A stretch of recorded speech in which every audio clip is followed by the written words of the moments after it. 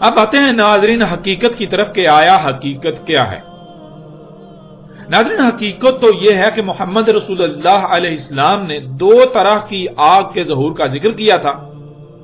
ایک وہ آگ جو بعد میں الحجاز سے مختلف اوقات اور مختلف مقامات سے ظاہر ہوتی رہی، اور دوسری وہ آگ جو اشراط الساعۃ کی سب سے بڑی اور آخری علامات و اشراط میں سے ایک تھی۔ محمد رسول اللہ علیہ السلام نے جب بھی الحجاز سے آگ کے نکلنے کا ذکر کیا تو ایسے الفاظ استعمال کیے جو دونوں طرح کی آگ اور اوقات کا احاطہ کرتے ہیں، لیکن اس کے برعکس الحجاز کے علاوہ باقی خطوں سے نکلنے والی آگ کو بالکل مختلف اور منفرد انداز میں بیان کیا کہ جس سے کسی کو بھی کوئی شک و شبہ نہ رہے کہ یہ اس آگ کا ذکر کیا جا رہا ہے جو نہ صرف علامات و اشراط میں سے ایک ہے بلکہ وہ زمانے کے آخر میں جا کر ظہور پذیر ہوگی۔ ناظرین، محمد رسول اللہ علیہ السلام نے الحجاز سے جن دو طرح کی آگ کے نکلنے کا ذکر کیا ان میں سے ایک کا ذکر تو گزشتہ ایک ساتھ میں تفصیل کے ساتھ ہو چکا۔ اب باتیں ہیں سرزمین حجاز سے دوسری طرح کی آگ کے ظاہر ہونے کی حقیقت کی طرف۔ ایک ایسی آگ جو نہ صرف یثرب سے مختلف اوقات میں اور مختلف مقامات سے ظاہر ہوتی رہی بلکہ جو مکہ کی طرف مختلف مقامات و اوقات میں بھی ظاہر ہوتی رہی، جسے مکہ سے بھی دیکھا گیا یا جسے اہل مکہ نے بھی دیکھا۔ تو ناظرین، یہ بات ذہن میں ہونا بہت لازم ہے کہ اگر مدینہ سے ایک آگ ظاہر ہوتی ہے جو علامات اس کی بیان کی گئی ان کے مطابق عین اسی کا آگ کو مکہ سے دیکھا جانا بالکل ناممکن ہے، بلکہ حقیقت تو یہ ہے کہ جیسے یثرب کے آس پاس مختلف اوقات و مقامات میں آگ نمودار ہوتی رہی جو یثرب سے دیکھی جاتی رہی، بالکل ایسے ہی بالکل ویسی ہی آگ مکہ کے آس پاس بھی نمودار ہوتی رہی جسے مکہ سے بھی دیکھا جاتا رہا۔ وہ آگ جو جب جہاں جہاں نمودار ہوئی وہاں زلزلے بھی آئے، جیسا کہ یثرب کے قریب ظاہر ہوئی تو یثرب میں بھی زلزلے آتے رہے۔ جب وہی آگ عمر فاروق رضی اللہ تعالیٰ عنہ کے دور حکومت میں نمودار ہوئی تو تب بھی زلزلہ آیا۔ ناظرین، وہ آگ کیا تھی؟ وہ آگ کیا ہے؟ حقیقت تو یہ ہے کہ وہ آگ سرزمین حجاز میں یثرب و مکہ کے آس پاس مختلف اوقات اور مقامات پر پھٹنے والے لاوے یعنی آتش فشاں تھے، اور وہ آگ کا دریا ان آتش فشاؤں سے نکل کر بہنے والا لاوا تھا۔ انہی آتش فشاؤں کے پھٹنے سے زلزلے آتے رہے۔ آپ سکرین پر تصاویر دیکھ کر چونک جائیں گے کہ جیسے جیسے روایات میں آگ کے نمودار ہونے کا ذکر ملتا ہے بالکل عین اسی طرح کی آگ نمودار ہوتی رہی۔ اس وقت سکرین پر جو تصاویر آپ کو نظر آ رہی ہیں یہ اس لاوے یعنی اس آتش فشاں کی ہیں جو عمر فاروق رضی اللہ تعالیٰ عنہ کے دور حکومت میں پھٹا اور اس کی وجہ سے پھر زلزلہ آیا۔ تاریخ میں بالکل واضح یہ بات موجود ہے کہ عمر فاروق رضی اللہ تعالیٰ عنہ کے دور حکومت میں ایک کنویں سے گیس یعنی دھواں نکلتا رہا، گیس نکلتی رہی، پھر وہاں سے آگ نمودار ہوئی، اور پھر اس آگ کی خصوصیات اور پھر اس کی وجہ سے زلزلے کا آنا، یہ بات بھی حقیقت کو ہر لحاظ سے واضح کر دیتی ہے۔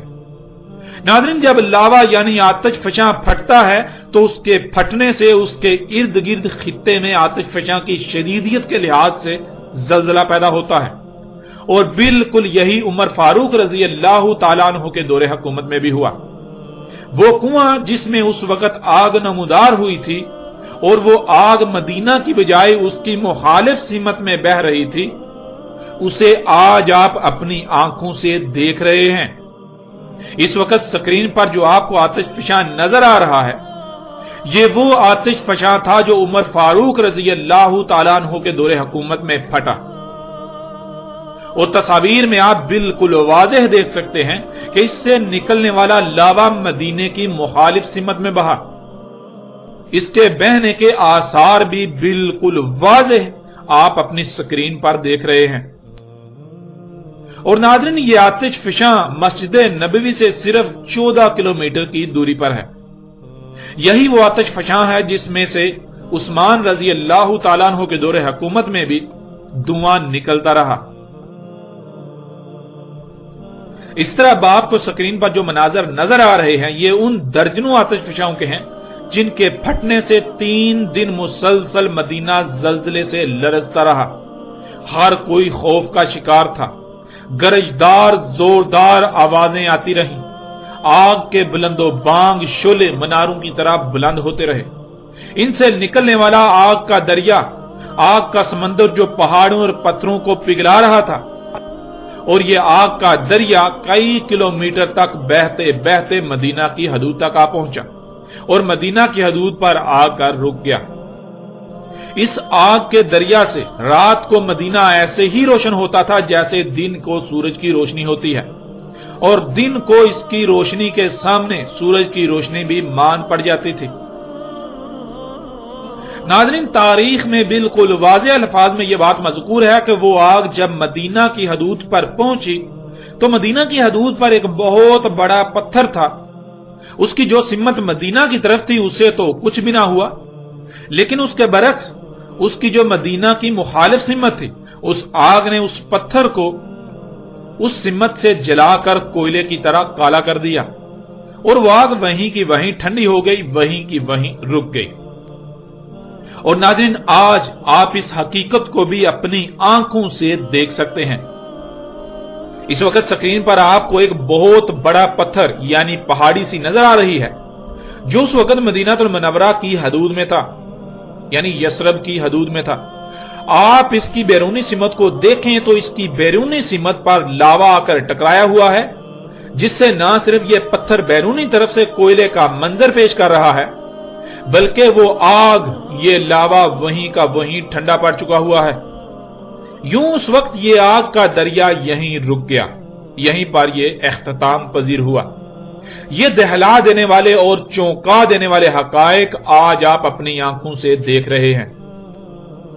नाज़रीन, ये लावा जो उस वक्त जोश मारती आग का दरिया था, आग का समंदर था जिसमें बिजली के कड़कने जैसी कड़क थी, यह कहीं से 27 किलोमीटर दूर तक बहा, जो कि इंतहाई गैर मामूली फासला है, तो कहीं पर इससे कम, और इसकी चौड़ाई कहीं पर 2 किलोमीटर, कहीं पर 4 किलोमीटर, तो कहीं पर 6 से 7 किलोमीटर तक थी। इसी तरह यह आग का दरिया कहीं पर 25 किलोमीटर तक बहता बहता पहुंच गया, कहीं पर 16 किलोमीटर, कहीं पर 15, कहीं पर 13, तो कहीं पर 12 किलोमीटर या इससे कम या ज्यादा फासला तय करते करते पहुंच गया। यूं ये कमोबेश 52 दिनों तक आग का दरिया, आग का समंदर बहता रहा। ये आग नमूदार रही। ये तमाम मनाजर आज आप अपनी स्क्रीन पर देख रहे हैं।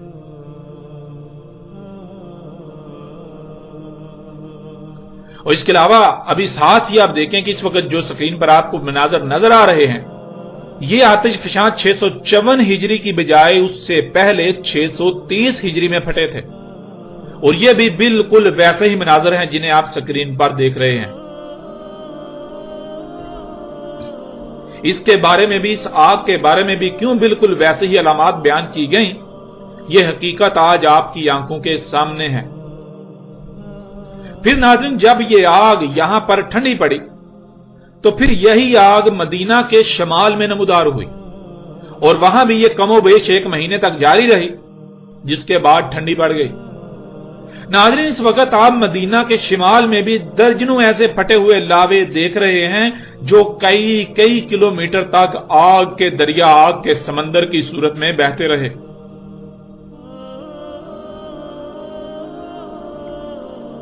इसी तरह अगर मक्का की तरफ आए तो आपको यही आग मक्का के आसपास भी निकली हुई नजर आएगी। यानी जैसे मदीना के करीबो जवार पहाड़ी घाटियों में लावे फटे, बिल्कुल ऐसे ही मक्का के अतराफ पहाड़ी घाटियों में भी लावे फटे, जो आग के दरिया की सूरत में कई कई किलोमीटर तक बहते रहे। ये तमाम मनाजर आज आप अपनी स्क्रीन पर देख रहे हैं। आपको ये जो काले निशानात नजर आ रहे हैं, ये उसी आग के दरिया के हैं, ये उसी आग के हैं, ये उसी आग के समंदर के हैं जो दरिया की मानंद बहती रही, जो कि लावा था जो ठंडा पड़ जाने की सूरत में आज काला नजर आ रहा है। اس طرح ناظرین یہ آگ الحجاز، یثرب اور مکہ کے درمیان کئی مقامات پر ظاہر ہوئی، اور آپ اس خطے میں درجنوں نہیں بلکہ سینکڑوں پھٹے ہوئے اور دریا کی طرح بہے ہوئے لاوے دیکھ سکتے ہیں۔ ان کے آثار بالکل نمایاں نظر آ رہے ہیں۔ ناظرین اس کے علاوہ آپ کو سعودی عرب کی ساحلی پٹی، یمن، ایریٹریا اور اس کے آس پاس کے خطے میں ہزاروں پھٹے ہوئے لاوے نظر آئیں گے، جو ہزاروں نہیں بلکہ لاکھوں مربع کلومیٹر کے وسیع رقبے پر پھیلے ہوئے ہیں۔ یعنی ان ہزاروں آتش فشاؤں سے نکلنے والا لاوا لاکھوں مربع کلومیٹر پر ایسے پھیلا ہوا ہے کہ جیسے تہ چڑی ہوئی ہوتی ہے۔ ناظرین یہ ہزاروں لاوے آج سے تقریباً 3500 سال سے بھی قبل پھٹے تھے۔ اس وقت یہاں قوم شعیب، جنہیں قوم مدین یا اصحاب المتافقات بھی کہا جاتا ہے، وہ قوم آباد تھی، جو ان لاووں کی زد میں آ کر ان کے نیچے دب گئی۔ ان آتش فشاؤں کے پھٹنے سے ان پر پگھلے ہوئے لاوے یعنی جلتے ہوئے پتھروں کی بارش ہوئی، اور وہ قوم اس لاوے تلے دب کر نشان عبرت بن گئی۔ اور ناظرین اس موضوع پر آئندہ الگ سے تفصیل کے ساتھ بات کی جائے گی۔ ناظرین آج بھی یثرب میں، جسے مدینہ المنورہ کہا جاتا ہے، وہاں سے تعمیراتی کاموں کے لیے کھدائی کے دوران لاوا ظاہر ہوتا رہتا ہے، اور وہاں سے بالکل ویسے ہی دھواں اٹھتا رہتا ہے جیسے روایات میں مذکور ہے کہ عمر فاروق رضی اللہ تعالیٰ عنہ کے دور حکومت میں کنویں سے دھواں اٹھتا رہا، جو بعد میں پھٹا اور زلزلہ آیا جس کی وجہ سے، اور پھر وہیں سے عثمان رضی اللہ تعالیٰ عنہ کے دور حکومت میں بھی دھواں نکلتا رہا۔ اور یہ مناظر بھی آپ اپنی سکرین پر دیکھ رہے ہیں۔ اس وقت جو تصاویر، جو ویڈیو آپ کو نظر آ رہی ہے، یہ یثرب یعنی جسے مدینہ المنورہ کہا جاتا ہے، وہاں کی ہیں، اور یہ آج موجودہ وقت کی ہیں۔ ناظرین یہ وہ آگ تھی جو ماضی میں الحجاز کی سرزمین پر کئی مقامات سے نمودار ہوتی رہی۔ یہ کوئی دیومالائی قصہ و کہانی نہیں تھی جسے آج تک دیومالائی قصے و کہانیاں بنا دیا گیا۔ یوں یہ حقیقت بھی آج آپ کے سامنے ہے۔ یہ الگ آگ تھی جو محمد رسول اللہ علیہ السلام کے الفاظ کے عین مطابق آگ کا سیلاب زمین میں قید تھا، جو بعد میں ظاہر ہوا۔ لیکن یہ وہ آگ کا سیلاب نہیں تھا، وہ آگ نہیں تھی جو اس وقت زمین کی گہرائیوں میں ٹھنڈی حالت میں پڑی تھی، جسے قرب قیامت ساتھ نکلنا تھا، جس سے اڑنے والی مخلوقات نے اڑنا تھا، جس نے بادلوں کی طرح اڑنا تھا، جس سے خارج ہونے والی دخان یعنی گیسوں نے پوری دنیا کی فضا میں بھر جانا تھا۔ ناظرین اب حقیقت ہر لحاظ سے آپ کے سامنے ہے، اب فیصلہ آپ کے اپنے ہاتھ میں ہے۔ چونکا دینے والے حقائق آپ کے سامنے ہیں۔ دنیا کی کوئی طاقت ان کی تردید، ان کا رد نہیں کر سکتی، ان کو غلط ثابت نہیں کر سکتی۔ اب فیصلہ آپ کے اپنے اختیار میں ہے، فیصلہ آپ کے اپنے ہاتھ میں ہے۔ چاہے تو ہر لحاظ سے حق کھل جانے کے بعد اسے تسلیم کرتے ہوئے دنیا و آخرت میں فلاح کا سودا کریں، اور چاہیں تو انکار کر کے دنیا و آخرت میں عظیم ہلاکت کا سودا کریں۔ یہ فیصلہ آپ کو کرنا ہے۔ ہمارا مقصد صرف اور صرف حق کو پہنچانا تھا، جو الحمدللہ احسن طریقے سے آپ تک پہنچا رہے ہیں۔